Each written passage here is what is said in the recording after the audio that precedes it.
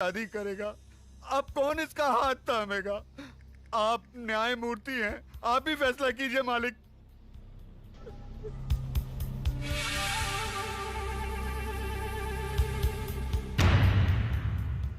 इस बात का कोई चश्मदीद गवाह है? मैं हूँ मालिक। तुम्हारा पायल से कोई रिश्ता है? जी हाँ, मैं इसकी काकी हूँ। तो फिर तुम्हारी गवाही नहीं मानी जाएगी। गवाही सिर्फ उसकी मानी जाएगी जिसने अपनी आंखों से देखा है, लेकिन इस लड़की के खानदान से उसका कोई रिश्ता ना हो। है कोई ऐसा साक्षी, ऐसा गवाह?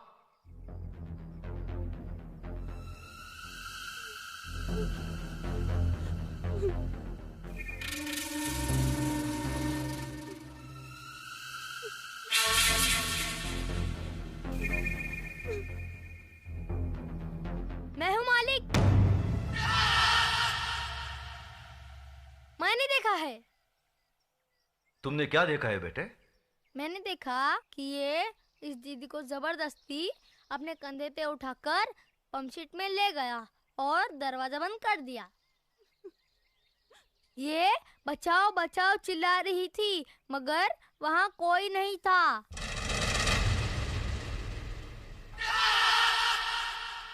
थोड़ी देर बाद जब ये बाहर आई तो इसके कपड़े फटे हुए थे और ये रो रो के कह रही थी कि मेरा सब कुछ लूट गया, मैं बर्बाद हो गई।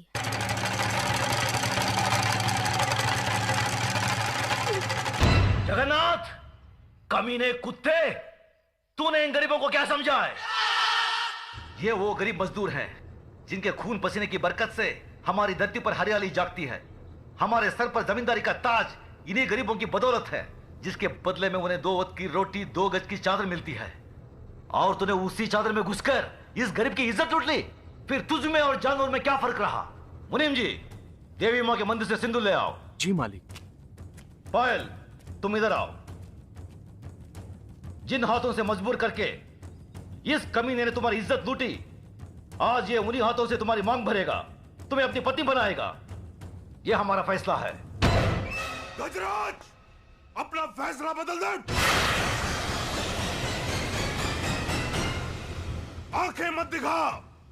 ये नीच जिसके पांव अगर मेरी हवेली के फर्श पर पड़े तो फर्श गंदा हो जाए, इस 2 टके की लड़की को तुम मेरे घर की बहू बना रहे हो।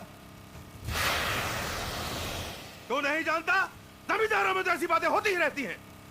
मजदूर औरतों और मालिकों के बीच में ऐसे खेल तो अक्सर होते रहते हैं। कोई अपनी बीवी नहीं बनाता उन्हें। खामोश! मजदूर औरतों की इज्जत जमींदारों के बाप दादाओं के कोई जागीर नहीं होती जिसे वो अपनी मनमानी करे, रोन दे, कुचले। इज्जत इज्जत होती है, चाहे वो किसी ठाकुर की बेटी हो या किसी मजदूर की। पागल हो गया तू? तुझे इंसाफ करने की अकल नहीं है। तेरा अंजाम बहुत बुरा होगा गजराज।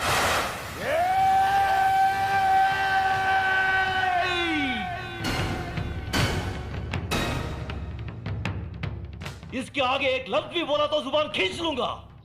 तेरी औकात मेरे सामने खड़े होने की भी नहीं है और तू मुझे ललकारता है। गजराज ठाकुर ने कभी किसी अंजाम की परवाह नहीं की। अगर परवाह की है तो सिर्फ अपनी आन, इंसाफ, अखलाक और ईमान की। इस लड़की की जन्म, जात, नाम, इसकी कोई अहमियत नहीं है हमारी नजर में। अहमियत है तो सिर्फ इसकी इज्जत, इसकी पवित्रता की। जगन्नाथ, मांग भर इसकी। गजराज!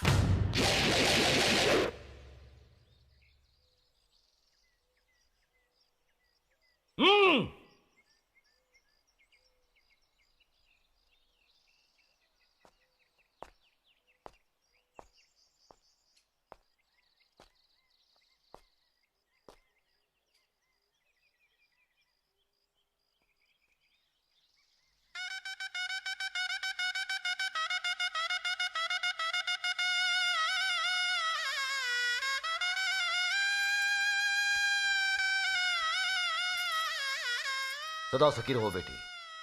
जगन्नाथ, अगर तुमने इसे कोई तकलीफ दी तो हमसे बुरा कोई नहीं होगा।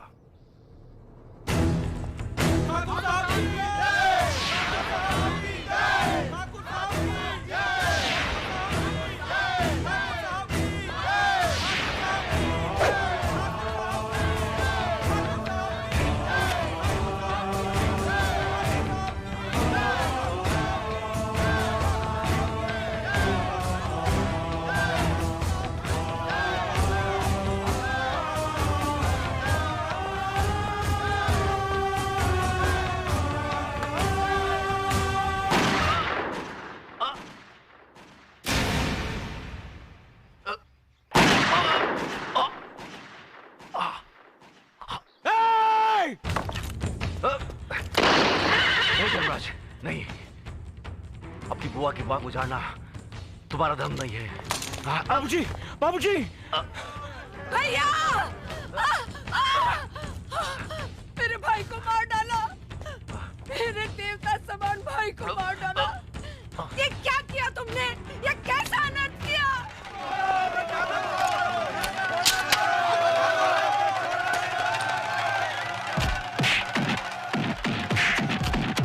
रुक जाओ, छोड़ दो उसे। जो अपराध उसने किया है उसकी सजा उसे जरूर मिलेगी। आज से 18 साल के लिए हम रणजीत सिंह ठाकुर को समाज और बिरादरी से बाहर करते हैं।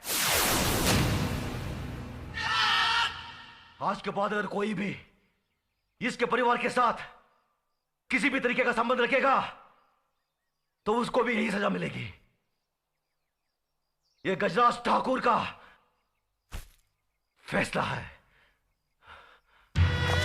भैया! बाबूजी! भैया! बाबूजी! बाबूजी! बाबूजी! धर्मराज, न्याय करने वालों के लिए रिश्ते और जज्बात कोई मायने नहीं रखते। बेटे, जान चली जाए पर आन ना जाने पाए। जान देकर जो आन की रक्षा करता है वही न्यायाधीश इंसाफ के आकाश की बुलंदी को छूता है।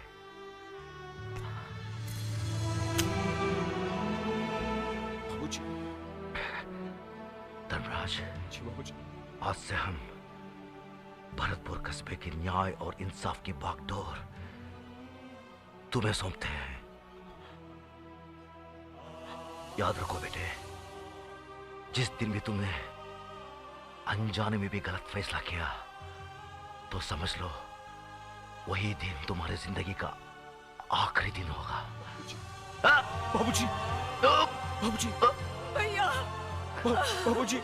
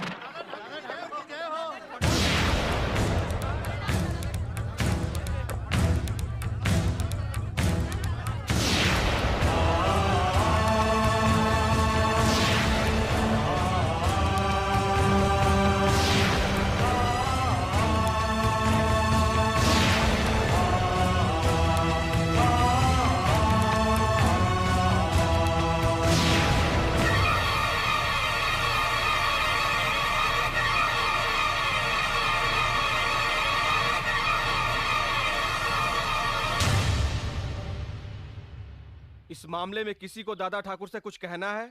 किसी को कुछ कहने की जरूरत नहीं है। मास्टरनी की आत्महत्या यह साबित करती है कि उसकी इज्जत लूटी गई और इसका जिम्मेदार है अर्जुन ठाकुर। इसलिए अर्जुन ठाकुर को 12 साल के लिए गांव से बहिष्कार किया जाता है।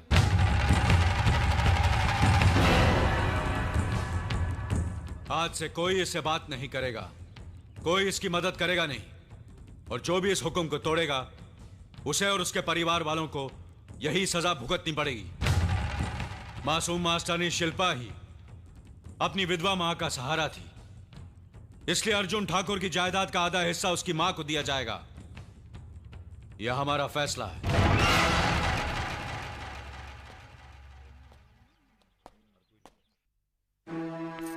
ये लीजिए छोटे मालिक, खेत वाले मकान की चाबियां।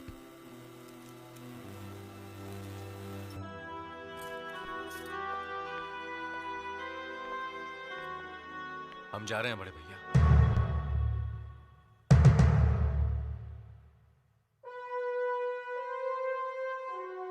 भाभी, हम जा रहे हैं। हम जा रहे हैं भाभी।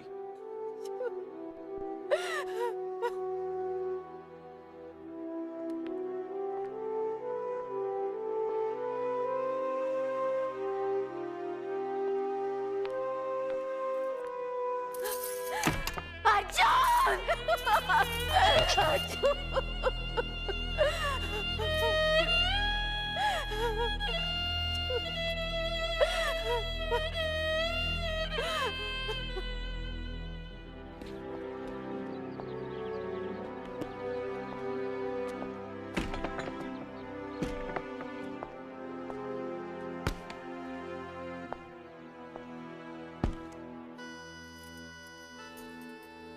ऐसा क्यों किया आपने?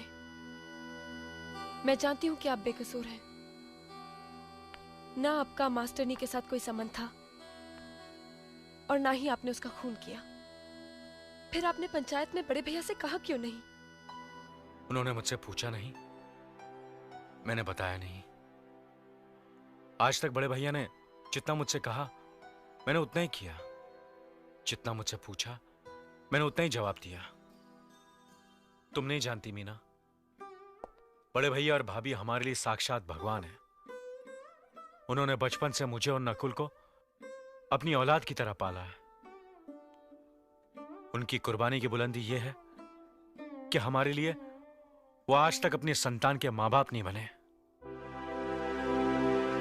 मैं इन अंधविश्वासों में यकीन नहीं रखती और वैसे भी मुझे बच्चे की कोई जल्दी नहीं है। आपको इतने बरसों से कोई औलाद नहीं हुई, चाहे तो आप ही बांध लीजिए।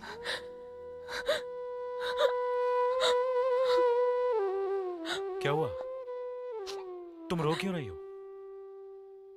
अपनी बदकिस्मती पर रो रही हूँ।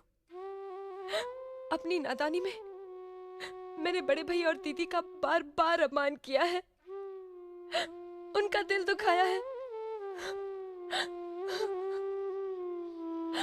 ओम कर्पूर गौरम करुणावतारम संसार सारम सदा वसंतम हृदयं रविंदे भवम भवामी सहितम। भगवान से प्रार्थना कर बेटा कि वो तुझे सही रास्ता दिखाए और सुखी रखे। मैं सुख मांगने नहीं आया हूं माई। मैं 18 साल के बाद भगवान से वो शक्ति मांगने आया हूं जिससे मैं दादा ठाकुर और उसके खानदान का सर्वनाश कर सकूं। ऐसा मत बोल बेटा, किसी का बुरा चाहने वाले का भगवान कभी नहीं सुनते। लेकिन मेरी सुन रहा है माई, क्योंकि 18 साल के बाद जिस दिन मैं बिरादरी के अंदर आया उसी दिन दादा ठाकुर ने अपने भाई को बिरादरी से बाहर निकाल दिया। पहले कदम पर ही शुरुआत बहुत अच्छी हुई, अब देखना दादा ठाकुर का अंत कितना बुरा होगा। हे भगवान, क्या ये कभी नहीं सुधरेगा? दिखने में सुंदर चाहिए।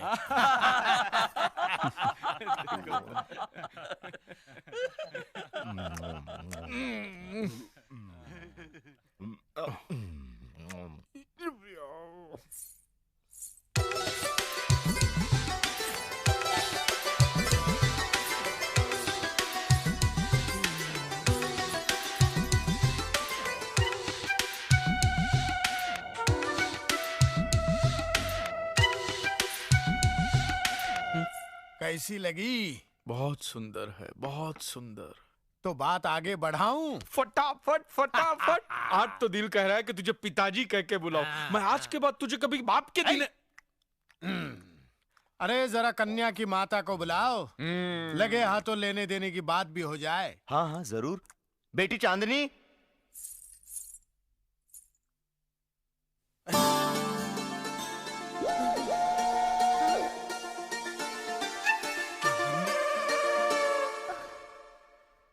चांदनी, प्राणनाथ, चांदनी, प्राणनाथ।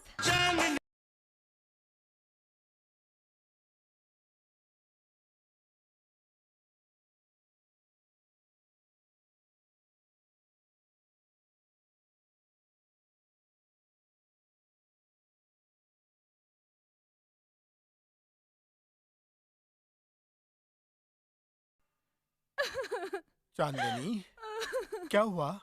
बड़े कठोर हो। हा? 3 महीने की बच्ची मेरी गोद में छोड़कर चले गए और आज अचानक 18 साल के बाद 48 साल की उम्र में मिले हो।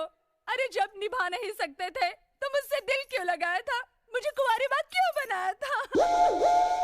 माँ, मुझे माफ कर दे चांदनी, मैं मजबूर था। मेरे हालात मेरे फेवर में नहीं थे। वरना ऐसा कौन कमीना है जो तुझ जैसी गरम और फुल बीवी को छोड़ सकता है? तुम्हारे छोड़कर जाने के बाद मैं बिल्कुल बेसहारा हो गई थी और अकेले औरत को लोग बुरी नजर से देखते हैं। इसलिए मैंने इस मोहनलाल को अपने पास रखा है। 2 वक्त की रोटी और 30 रुपए महीने पर भाड़े का पति बनाया है। भाड़े का पति? हाँ, ये हमारी बिटिया रानी है। बिटिया? पिताजी। बेटी, बीवी, ये चुमना चाटना शुरू हो गया। ए बाप के दिने। ओह चांदनी, ये मेरा बेटा है गोरा। बेटा? बेटे मेरे पास आ, मेरे गले लग जा। ऐसा मत कहो बेटा। मैं इसे समझाता हूँ। माँ के पूत, ये तेरी बहन है और ये तेरी सौतेली माँ नंबर 33। साले बाप के दिने, अब तक तो मुझे गूंगी बहरी लूली लंगड़ी दिखा रहा था, आज एक मुझे थोड़ी सी अच्छी दिखी तो उसको भी मेरी बहन बना दिया। अब तुझे नहीं छोड़ूंगा मैं साले। नहीं भैया। अरे मैं सैया बनने वाला था पर भैया बन गए। ये साला भैंसे की तरह खा रहा।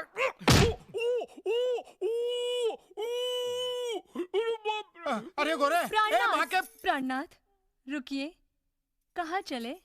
जाने दो चांदनी, तेरी जवानी तो अब ढल चुकी है, तेरे लिए किराए का पति ठीक है। नहीं, लेकिन मैं वादा करता हूँ कि अगले जन्म में स्वीट 16 की उम्र में फिर मिलेंगे, फ्रेश होकर मिलेंगे। नहीं, परदेसी परदेसी जाना नहीं, परदेसी परदेसी जाना नहीं, मुझे छोड़ के, मुझे छोड़ के। मालिक, फसलों की कटाई के लिए आज का दिन शुभ है। अगर आप इजाजत दें तो कटाई शुरू करवा दें। ठीक है अर्जुन।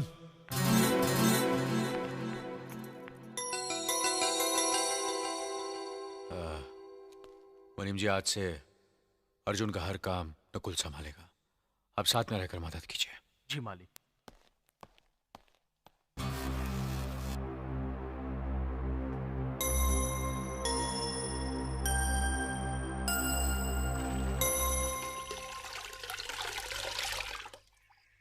मीना, मीना, अरे अरे ये क्या कर रही हो? लो लो मुझे दो। अरे ये काम औरतों का है, मर्दों का नहीं। हाँ मैं जानता हूँ, लेकिन ऐसी हालत में नहीं करना चाहिए सब। अरे बाबा, मैं माँ बनने वाली हूँ, मरीज नहीं हूँ। अरे इसलिए तो कह रहा हूँ, आज से तुम कोई काम नहीं करोगी। घर का सारा काम मैं करूंगा, तुम आराम करोगी और खुश रहोगी, वरना बच्चे पर असर पड़ेगा। समझ गई? लाओ मुझे दो। नहीं दूंगी। अरे दो ना। क्या कर रहे हो? अरे दो ना। पागल हो गए? हाँ पागल हो गया। लाओ मुझे दो। मैं आराम करती हूँ, तुम यही बैठे रहो।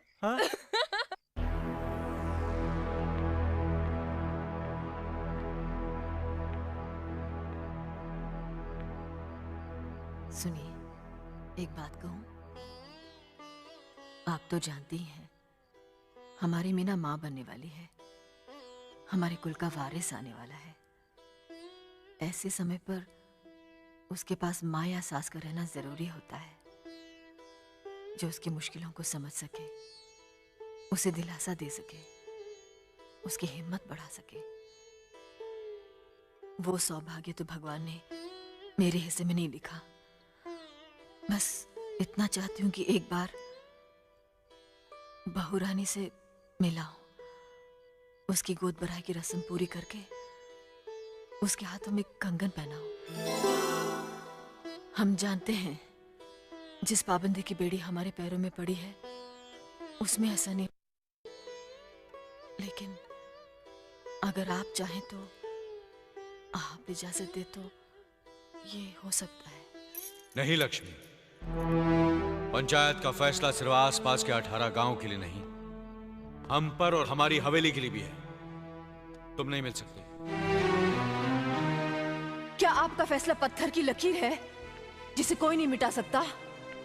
दुनिया की बड़ी से बड़ी अदालतें मुजरिमों को उनके रिश्तेदारों से मिलने की इजाजत देती है, मगर आपकी पंचायत जिन्हें एक बार मुजरिम करार देती है उससे कोई भी नहीं मिल सकता है। सरकारी अदालतों में आदमी एक जगह हारता है तो दूसरी जगह अपील करने का हक रखता है, मगर आपकी पंचायत आपसे शुरू होती है और आप फिर पर खत्म हो जाती है। न कोई अपील, न रियायत, न सुनवाई। आपकी पंचायत ने मेरे अर्जुन को घर निकाला देकर एक माँ के दिल को निकालकर बाहर फेंक दिया। क्यों? सब अपना अपना धर्म निभा रहे हैं। आप अपना धर्म निभा रहे हैं। मेरी मीना ने अपना धर्म निभाया, हवेली के सारे सुख छोड़कर अपने पति के साथ चली गई। लेकिन मैं, एक माँ का क्या धर्म है बताइए? अपनी पंचायत के लिए आप इंसाफ के फरिश्ते हैं, न्यायदाता हैं, लेकिन एक माँ की मुजरिम हैं आप। मेरी ममता आपको कभी माफ नहीं करेगी। ठाकुर साहब, फैसले सुनाना बहुत आसान है, लेकिन सजाएं काटना बहुत मुश्किल। मैं आपकी इंसाफ की तौहीन करती हूँ, नहीं मानती मैं आपके इस फैसले को।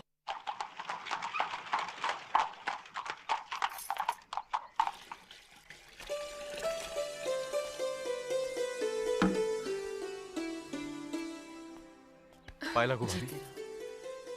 पाए लागू दीदी।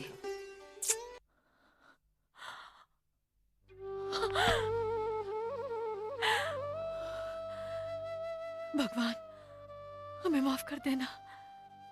हमें उनका अपमान करने का ख्याल भी कैसे आया? कैसी उल्टी सीधी बातें सोचने लगे हम।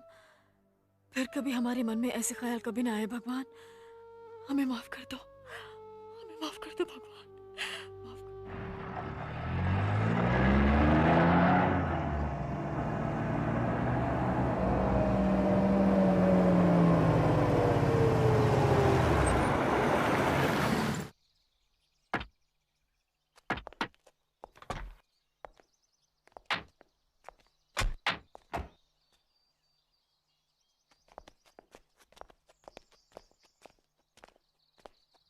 रुक जाइए डैडी। हम इस वक्त गांव और बिरादरी से बाहर हैं। हमसे मिलना, हमारी मदद करना, दोनों गांव की पंचायत की नजरों में जुर्म है। मैं जानता हूं बेटी, लेकिन मुझे एक बाप का फर्ज भी तो अदा करना है। सदियों से परंपरा चली आ रही है कि जब बेटी मां बनने वाली होती है तो मां बाप उसे आशीर्वाद देते हैं। मैं अपने आप को तेरे पास आने से रोक नहीं पाया बेटी। मैं माफी चाहती हूँ डैडी। मैं जिस घर की बहू हूँ, उस घर के हुक्म की रेखा पार करके मैं आपका आशीर्वाद नहीं ले सकती। आज तेरा कद बाप से भी ऊंचा हो गया। मैंने जरूर किसी जन्म में मोती दान किए होंगे जो तेरे जैसे लायक बेटी मिली मुझे। खुश रहो, चलता हूं।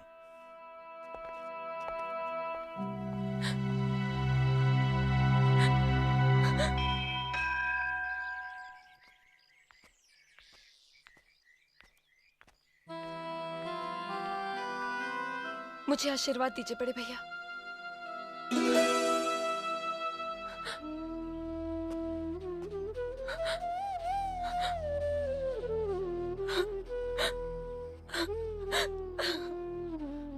सुनिए, बच्ची आपसे कुछ मांग रही है। लक्ष्मी,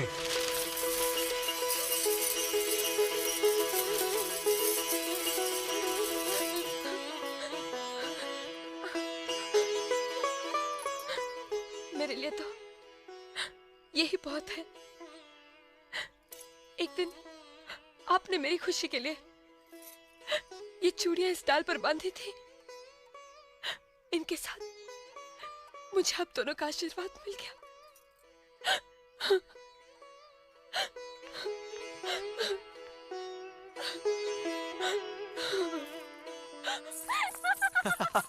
ए संगीता।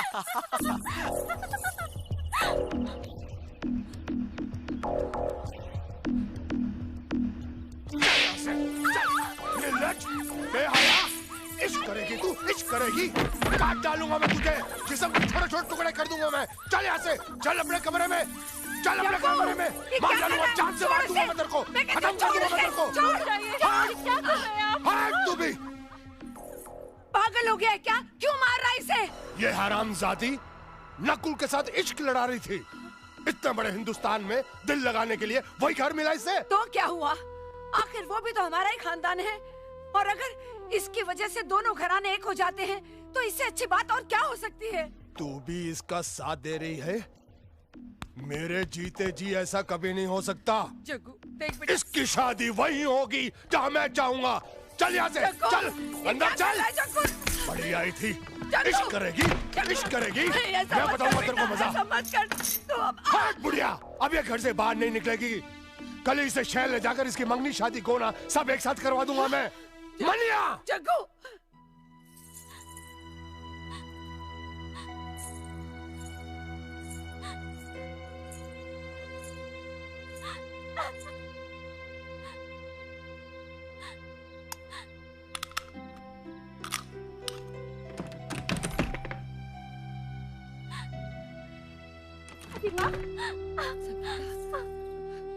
अरे बच्ची, रो मत, रो मत, रो मत मेरी बच्ची। तेरे बाप के जिस जुल्म और दबाव में मैंने और तेरी माँ ने जिंदगी गुजारी है, उसकी आंच भी तुझ पे लगने नहीं दूंगी। तेरी शादी नकुल से ही होगी। दादी माँ। हाँ बेटा, जा, जा उसके घर और उसका हाथ थाम ले। जो होगा मैं देख लूंगी। दादी माँ। मेरे साथ आ।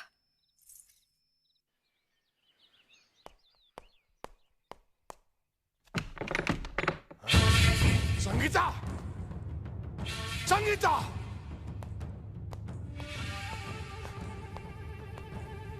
संगीता कहाँ गई? उसे जहाँ जाना चाहिए था। मतलब तुमने भगा दिया उसको? हरामजादी, 2 टके की औरत। बस अब ये शब्द दोबारा मत बोलना। अगर मैं 2 टके की होती तो मुझ पर तुम्हारा दिल ना आता। अपनी मान मर्यादा को ताक पर रखकर तुम मेरी कोख में अपने वंश का बीज ना बोते। तो तेरे मुंह में भी जबान है हरामजादी? हाँ, बहुत सह चुकी। अब और सहूंगी तो औरत जात का अपमान होगा। तुम्हारी इज्जत करना मेरा धर्म है, तुम्हारे जुल्म सहना मेरी मजबूरी नहीं। हरामजादी, मजबूरी की बात करती है तू? मजबूरी की बात करती है तू? मजबूरी की बात करती है? आज तक आग लगा दूंगा, जिस्म का टुकड़ा टुकड़ा कर दूंगा। हरामजादी, मजबूरी की बात करती है? अरे इसने संगीता को भगा दिया। संगीता को मैंने भगाया है। जो कहना है मुझे कह, मुझे सजा दे। तूने भगा दिया उसे? मैं भी देखता हूँ दादा ठाकुर अपने भाई की शादी मेरी बेटी के साथ कैसे करता है। ठाकुर! भले ही तुम इस गांव के मुखिया हो, लेकिन मेरे तो दुश्मन हो दुश्मन। तुम्हारे दिल में जलती हुई दुश्मनी की आग अभी तक नहीं बुझी, इसीलिए मेरी लड़की को भगाकर अपने घर में छुपा रखा है तुमने। अरे किस मुंह से अपने आप को मुखिया कहते हो? तुम्हारा मंजला भाई अर्जुन तो सबके सामने नंगा हो गया, लेकिन तुम उससे भी बड़े अपराधी हो। अरे अंदर क्या छुप कर बैठा है? बाहर निकल।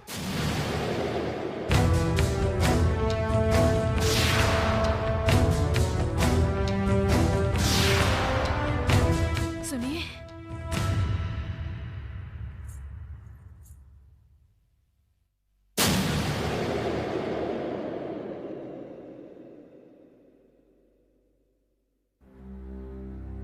वो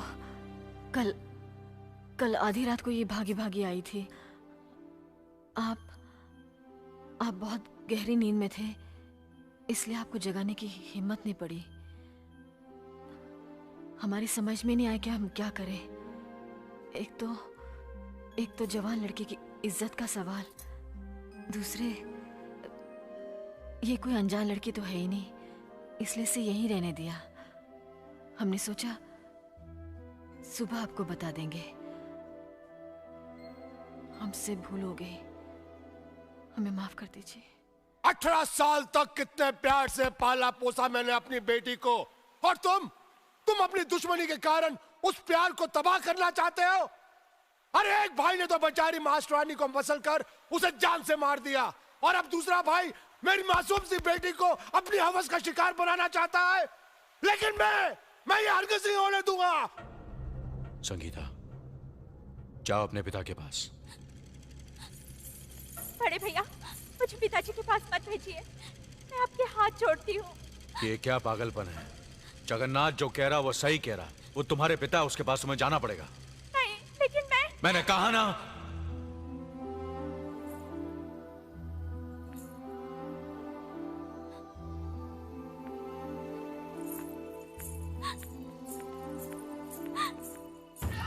नीच, तू क्या समझती थी कि तू भाग जाएगी और मैं खामोश रहूंगा?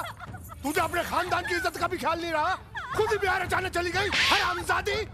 मैं करूंगा तेरी शादी, जहाँ चाहूंगा, जिससे चाहूंगा करूंगा मैं। मैं शादी नहीं करूंगी। चल। मैं शादी उसी से करूंगी जिससे मैं पसंद करती हूँ। मैं आपकी मर्जी से शादी नहीं करूंगी। अपनी मर्जी से शादी करेगी? कर शादी, कर शादी। रुक जाओ। जवान बेटी पर हाथ उठाते हुए शर्म नहीं आती तुम्हें? तुम किससे शादी करना चाहती हो?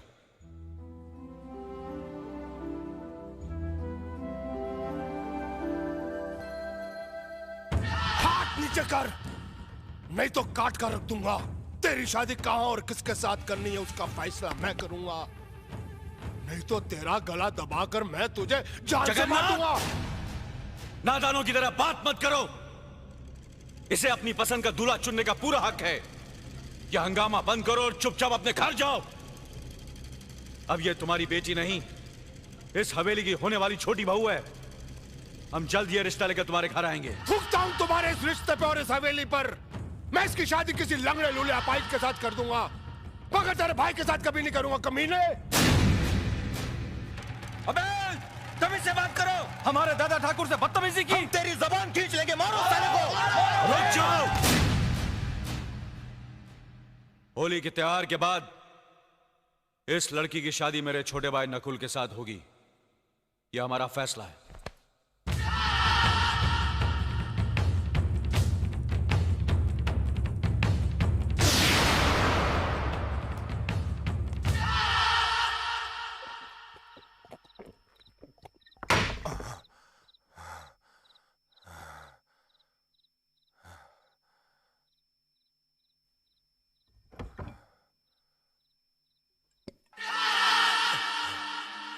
होली के त्योहार के बाद इस लड़की की शादी मेरे छोटे भाई नकुल के साथ होगी। यह हमारा फैसला है। ठाकुर साहब, दादा ठाकुर उसूल के साथ साथ जबान के भी बहुत पक्के हैं। वो तुम्हारी बिटिया को अपनी बहू जरूर बनाएंगे। वो कमीना मेरी बेटी को बहू बनाएगा मुंह उठा के? उसकी ये हिम्मत? वो मेरी शैतानी फितरत को नहीं जानता। मैं अपने बाप की तरह बेवकूफ नहीं हूं कि सामने से गोली मारकर कस्बे से अपना हुक्का पानी बंद करवा ले। मैं फरेब और चालाकी से मारूंगा उसे, जैसे मैंने मास्टरानी का खून करके उसके भाई अर्जुन का हुक्का पानी बंद करवा दिया। ठाकुर साहब, तो क्या मास्टरानी का खून आपने किया है? हाँ, मैंने किया है। मैंने उस मास्टरानी को अर्जुन को फंसाने के लिए भेजा था, मगर वो कुत्तिया उसे फंसा ना सकी तो मेरे पास आई मुंह उठा के। मुझे माफ कर दीजिए ठाकुर साहब, मैंने अर्जुन को हर तरह से फंसाने की कोशिश की, मगर कोई मेरा विश्वास ही नहीं करता। मुझे लोग मारने के लिए आ रहे हैं। अरे चुप साली 2 टके की मास्टरानी! 2 महीने से एक जवान लोंडे को नहीं फंसा सकी। लानत है तेरी जवानी पे मुंह उठा के। ठाकुर साहब, अगर मेरे पिताजी ने आपसे कर्जा न लिया होता तो मैं ये काम आपका कभी नहीं करती। उस खानदान को लोग देवता की तरह पूछते हैं और वो देवता है भी। मैं आपका कर्जा कैसे भी चुका दूंगी। मुझे इस वक्त रवाना कर दीजिए। तू ठीक कह रही है।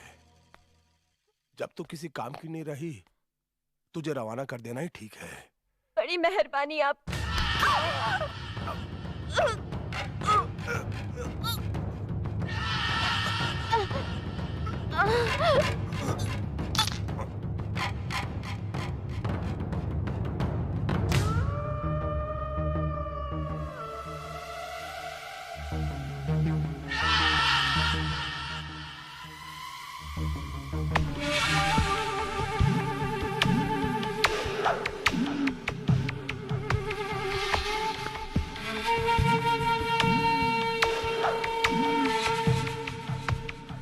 किस तरह उस कमीने दादा ठाकुर को मजबूर होकर अपने भाई का 12 साल के लिए हुक्का पानी बंद करना पड़ा, और अब कल होली के दिन मैं दादा ठाकुर और उसके छोटे भाई नकुल को खत्म कर दूंगा और लठबाजी में मारे जाने का बहाना बना दूंगा मुंह उठा के। कमीने, नालायक, अपनी करनी की सजा तूने उस भोले अर्जुन को दिलवा दी। भगवान जैसे भाई भाई को अलग करवा दिया। मैं तुझे कभी माफ नहीं करूंगी। ए माई, ज्यादा मत बोल, तेरी सांस फूल जाएगी। अरे तुझ जैसे शैतान को जन्म देते वक्त जब मेरी सांस नहीं फूली तो अब क्या फूलेगी? मैं भी जाकर दादा ठाकुर को सब कुछ बता देती हूँ। ए माई, तू तब तक बाहर नहीं जाएगी जब तक मैं दादा ठाकुर के खून के साथ होली नहीं खेल लूं। चल अंदर, तू चल अंदर, बंद कर, चल।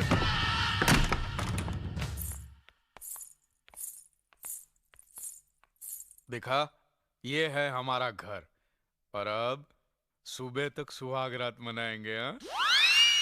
गोरा, कौन है ये लड़की? अरे बाप के दिने दिखाई नहीं देता? मैं इसे शादी करके लाया हूँ। ये बहू है तेरी। माँ के पुत, जब बाप जिंदा है तो उसे पूछे बगैर शादी करने का मतलब क्या है? मतलब ये कि मैं मेरे बाप को मरा हुआ मानता हूँ, गिरा हुआ मानता हूँ। अबे माँ के पुत, चिल्लाओ मत। ठीक है, जो हो गया सो हो गया। अब आओ, आशीर्वाद लो मेरा। अरे जा, तेरे जैसे कमीने का आशीर्वाद लेकर मैं ये मेरी नई नवेली गृहस्थी बर्बाद करना नहीं चाहता। ये आप क्या कह रहे हैं? ये मेरे ससुर हैं, हमें इनका आशीर्वाद जरूर लेना चाहिए। ठीक है, तू ले ले, मुझे नहीं लेना है। और सुन, दूर से ही लेना, उसकी बॉडी को टच मत करना। अरे छोड़िए ससुर जी, ये क्या कर रहे हैं आप? नहीं, आशीर्वाद दे रहा हूँ। छोड़िए ना। छोड़ इसे, छोड़। अरे क्या कर रहा था इसे? नहीं, बहू है, प्यार से गले लगा रहा हूँ। इसको गले लगा रहा था कि गले पड़ रहा था? साले कमीने में तेरी नियत अच्छी तरह जानता हूँ। तू अरे माँ के बाहर निकल।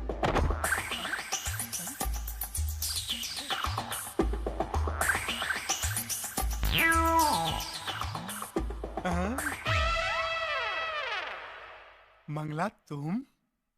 आप कैसे हैं? नहीं, मैं ठीक हूँ, लेकिन मुझे अकेला छोड़कर तुम कहाँ गई थी? मैं तुम्हारी एक कुत्ते की तरह हर जगह मुंह मारने की हरकतों से तंग आकर एक सेठ की नौकरानी बनकर दुबई चली गई थी। दुबई? लेकिन वो सेठ तो तुम्हारा भी बाप निकला। अरे ऐसी हरकतें करता था हाँ। कि मैं दुबई छोड़कर वापस यहाँ चली आई। लेकिन आखिर तू आई मेरे पास ही ना। मैं तुम्हारे पास नहीं आई हूँ।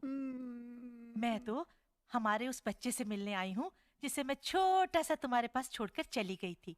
अब तो वो बड़ा हो गया होगा ना? कहाँ है वो? गोरा? वहाँ। बेटा गोरा, इतने दिनों से तू पूछ रहा था ना कि तेरी माँ कहाँ है? ये रही तेरी माँ। माँ? बेटा। माँ? मेरा बच्चा। माँ? बेटा। माँ? माँ, तुम आज बड़े शुभ दिन मिली हो मुझे। आज ही मैंने शादी की है। डार्लिंग, मदर आशीर्वाद, मदर गिव आशीर्वाद। खूब खूब सुखी रहो, खूब खूब।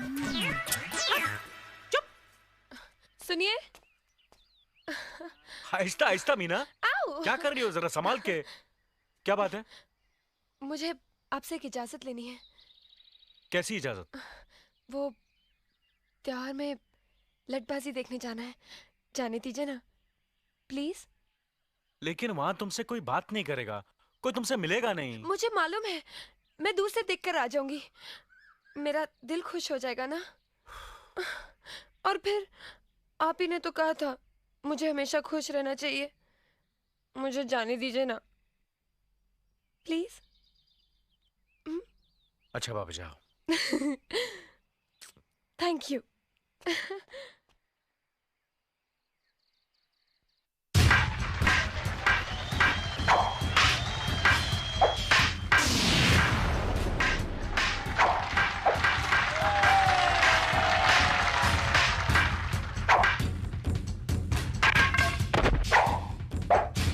दूसरा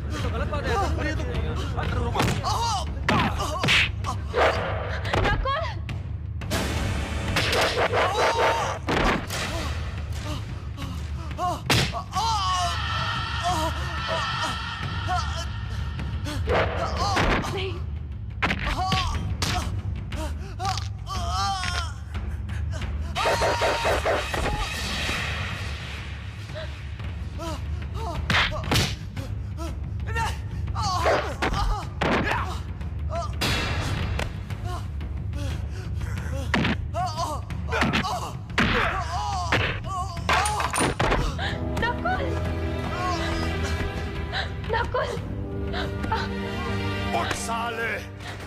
तुम इंसान हो या जानवर, ये कोई तरीका है खेल खेलने का? हट! तड़ी पार होकर इधर मरने को आई हरामजादी। चल चल बाहर हो यहाँ से, गांव से बाहर हो।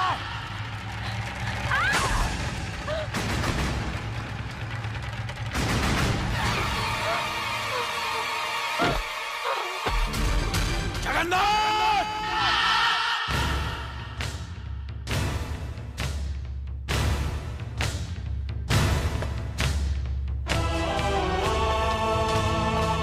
आ धर्मराज आ।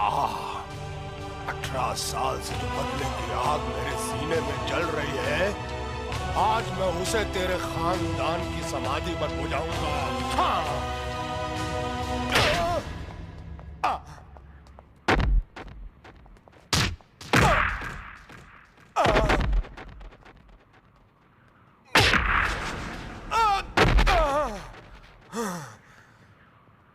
साले!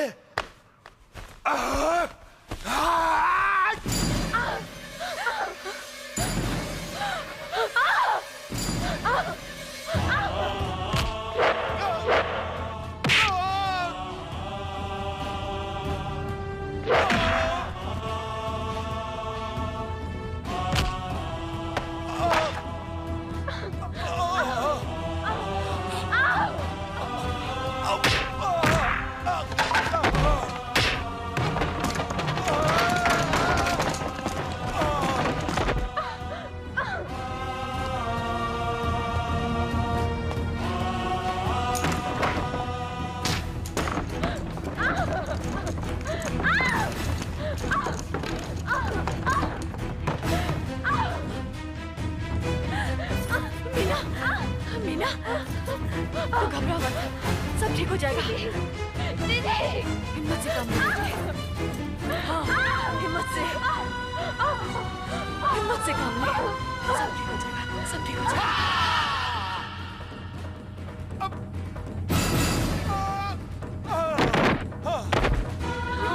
हाँ, मैं यही हूँ बेटे।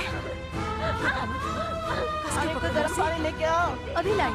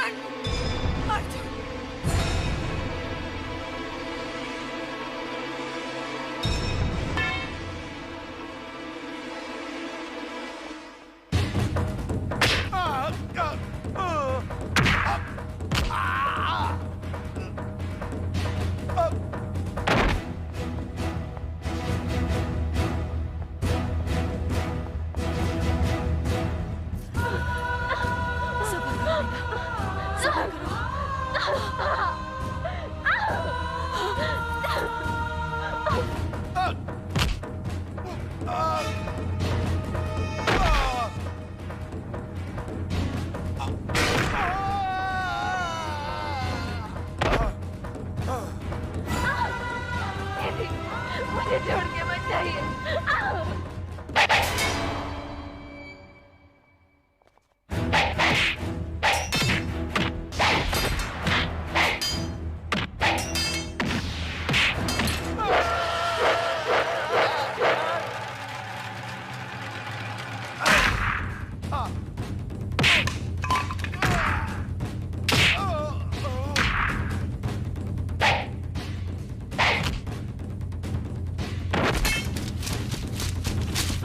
नहीं।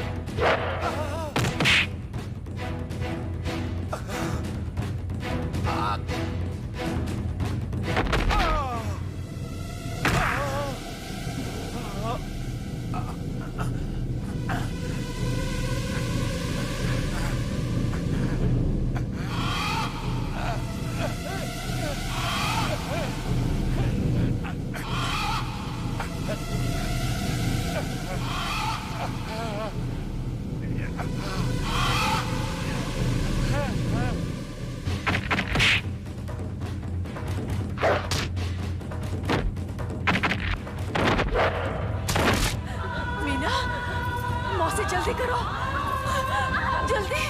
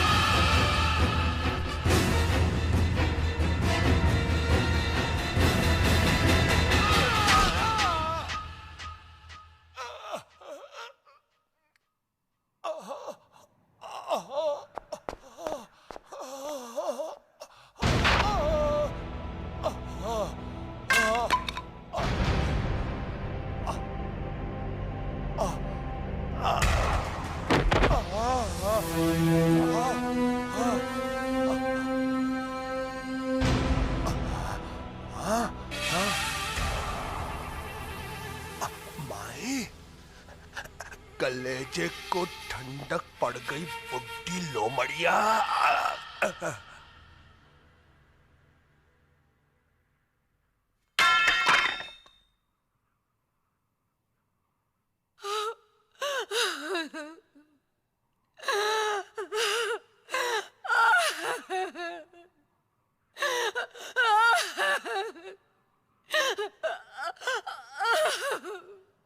ये आपने क्या किया बुआ?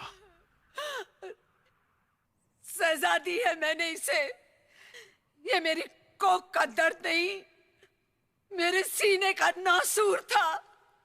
मास्टर डी के खून से लेकर अर्जुन के तड़ी पार होने तक सारे गुनाह इसी ने किए हैं, इसी ने।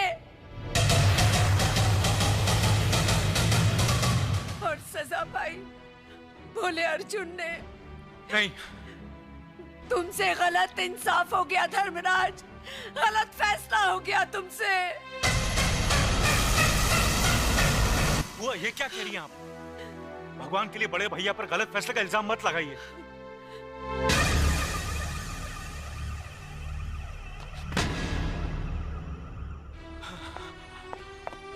भैया, भैया आपने कोई गलती नहीं की।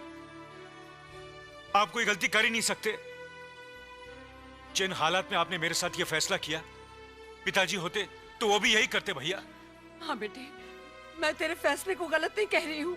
हाँ, अगर मुझसे कहने में कुछ भूल हो गई हो तो मैं माफी चाहती हूँ, माफ कर दे।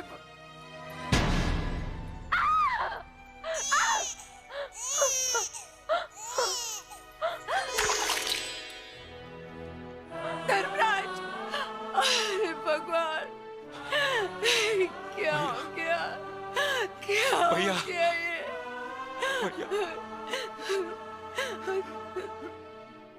तुमसे गलत फैसला हो गया ये सोचकर तुमने अपनी जान दे दी। अर्जुन बेटा, इस न्याय के देवता को मैंने मार डाला, मैंने जान ले ली इसकी। इस न्याय देवता को मैंने मार डाला, मैंने मार डाला।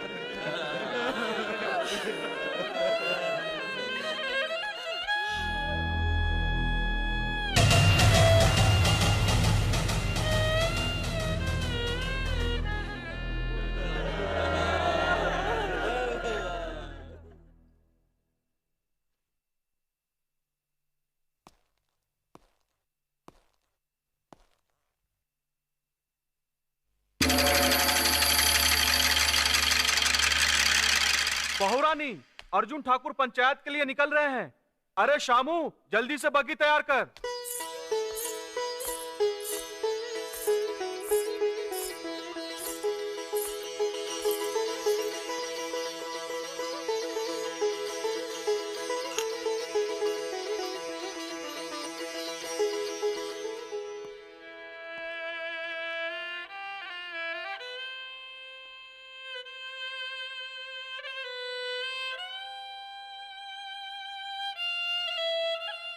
मैं चलूं?